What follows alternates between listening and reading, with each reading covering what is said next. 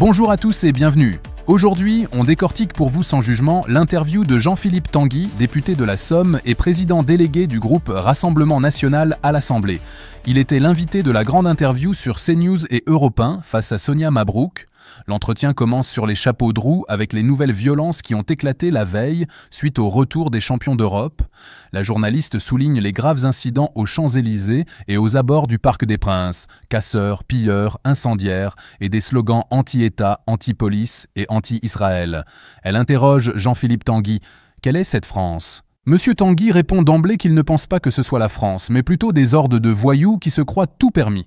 Selon lui, l'État, depuis des années, laisse trop faire, malgré le courage des forces de l'ordre qu'il tient à saluer. Il pense à ces hommes et ces femmes qui assurent notre sécurité, souvent blessés, et dont les familles vivent dans l'inquiétude. Il exprime ensuite sa colère envers ce qu'il appelle ces barbares et ces voyous, car, dit-il, ils nous volent tout, les petits moments de sérénité, les célébrations, les moments de loisirs. Il affirme que beaucoup de familles n'osent plus se rendre à des fêtes de village ou emmener leurs enfants dans des lieux qui devraient être joyeux, par peur de ces racailles. La journaliste rebondit sur le terme « barbare », utilisé par le ministre de l'Intérieur, un mot qui a suscité de vives réactions, notamment de la part d'Éric Coquerel qui a parlé de ministre raciste et de Thomas Porte qui a dénoncé un racisme. Jean-Philippe Tanguy se dit alors consterné par le niveau de la France insoumise, affirmant que désormais les voyous ont des députés. Il accuse ces députés de porter les paroles de la violence et de la haine, souvent la haine contre la France ou contre les Juifs. Il ne conçoit pas comment des élus de la nation peuvent tenir de tels propos, surtout quand ces mêmes députés font appel à la police lorsqu'ils ont des soucis personnels. Il se demande où cela va les mener, à part la négation des valeurs de la République et la négation de la démocratie. La journaliste évoque ensuite les propos du ministre de l'Intérieur qui parle d'un problème systémique, interrogeant l'absence des pères et des années de laxisme. Jean-Philippe Tanguy affirme que c'est le diagnostic du Rassemblement National, l'analyse de Marine Le Pen et de Jordan Bardella depuis des années. Il critique ce qu'il nomme le système socio-macroniste qui aurait défiguré la France depuis au moins 15 ans. Il se montre sceptique quant à la sincérité et aux moyens du ministre pour changer les choses, citant l'exemple de M. Darmanin, ancien ministre de l'Intérieur, sous lequel des scènes similaires avaient eu lieu. Il estime que M. Retailleau, probablement une confusion avec le nom du ministre actuel, ou une référence à un autre responsable politique que le texte ne précise pas clairement, Gérald Darmanin étant le ministre de l'Intérieur au moment de nombreuses actualités de ce type, et M. Darmanin cautionne la politique d'Emmanuel Macron, une politique qui, selon lui, conduit à de telles violences. Face à la question « Qu'auriez-vous fait, vous, au pouvoir ?», Jean-Philippe Tanguy explique que lors des Jeux Olympiques, il n'y a pas eu de graves incidents car les voyous avaient la certitude de rencontrer une réponse pénale. Il se demande pourquoi ce système macroniste a pu protéger les touristes et la capitale pendant les JO, mais ne protège pas les Français au quotidien.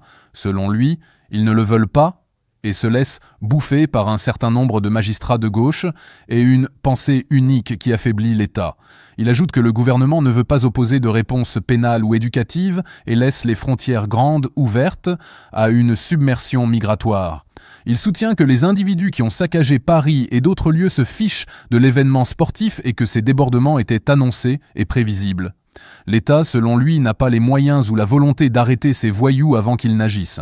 Interrogé sur la victoire de l'équipe du PSG, et si c'est la France qui a gagné, Jean-Philippe Tanguy répond par l'affirmative. Il souligne que certains jeunes joueurs ont été formés par le système français et que c'est l'image de Paris.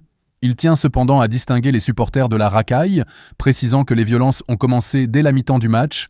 Concernant le tweet d'Emmanuel Macron, « Champion mon frère », M. Tanguy déclare que le président emmène systématiquement le pays par le bas, notamment en massacrant notre langue.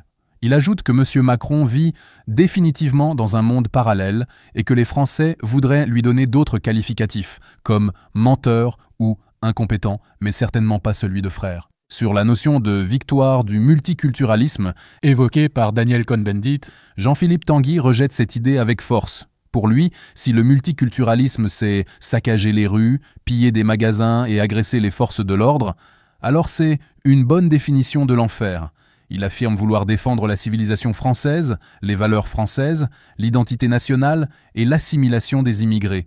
Il évoque ses souvenirs de la victoire de 1998 et déplore que les enfants d'aujourd'hui n'auront pas de beaux souvenirs de ces moments, mais se souviendront d'images catastrophiques. Et ça, ils le volent, comme ils volent tout, conclut-il sur ce point. La discussion se porte ensuite sur les actes antisémites. Jean-Philippe Tanguy estime que la lutte n'a même pas commencé. Il accuse certains médias et secteurs de l'éducation de justifier cette haine en ressassant les mensonges du Hamas et en présentant Israël comme le bourreau. Il critique vivement le discours d'Emmanuel Macron, qu'il juge de plus en plus inquiétant, révoltant sur le relativisme et sur la reconnaissance de l'État palestinien. Selon lui, reconnaître un État palestinien dans le contexte actuel reviendrait à donner une reconnaissance au Hamas pour les crimes qu'il a perpétrés. Il précise que le Rassemblement national souhaite reconnaître un jour un État palestinien, mais seulement lorsque le peuple palestinien se sera doté de forces politiques respectueuses de la démocratie et reconnaissant l'existence d'Israël. La journaliste l'interroge ensuite sur la victoire confirmée en Pologne du candidat souverainiste et nationaliste Karol Nawro, décrit comme fasciné par Donald Trump, conservateur et anti-Union européenne. Jean-Philippe Tanguy se félicite de la victoire d'un patriote, affirmant que personne ne devrait être choqué qu'on veuille défendre son pays et son peuple avant tout. Il y voit un signe que les peuples ne se laissent pas faire face à la propagande de l'Union européenne. Concernant l'émission Ambition intime avec Jordan Bardella, M. Tanguy avoue ne pas l'avoir encore vue, mais en avoir eu de très bons retours et qu'il la regarderait. Sur l'état des relations entre Marine Le Pen et Jordan Bardella, suite à une remarque de Marine Le Pen sur la connaissance des dossiers par son dauphin, Jean-Philippe Tanguy qualifie leur relation d'inaltérable. Il loue le voyage remarquable et gaullien de Marine Le Pen en Nouvelle-Calédonie, soulignant son courage d'affronter les difficultés du dossier et de dire la vérité aux Français, à l'instar du général de Gaulle. Enfin, à propos de la une de Valeurs Actuelles titrant « Jordan Bardella, objectif 2027 », Jean-Philippe Tanguy pense que cela a non seulement fait plaisir à Marine Le Pen, mais qu'elle peut aussi en être fière. Il met en avant le courage de Marine Le Pen de faire émerger des talents sans en avoir peur, ce qu'il considère comme rare en politique. Voilà pour ce compte-rendu détaillé de l'interview de Jean-Philippe Tanguy. N'oubliez pas de vous abonner à la chaîne et d'activer la cloche pour ne manquer aucune de nos prochaines vidéos. À très bientôt.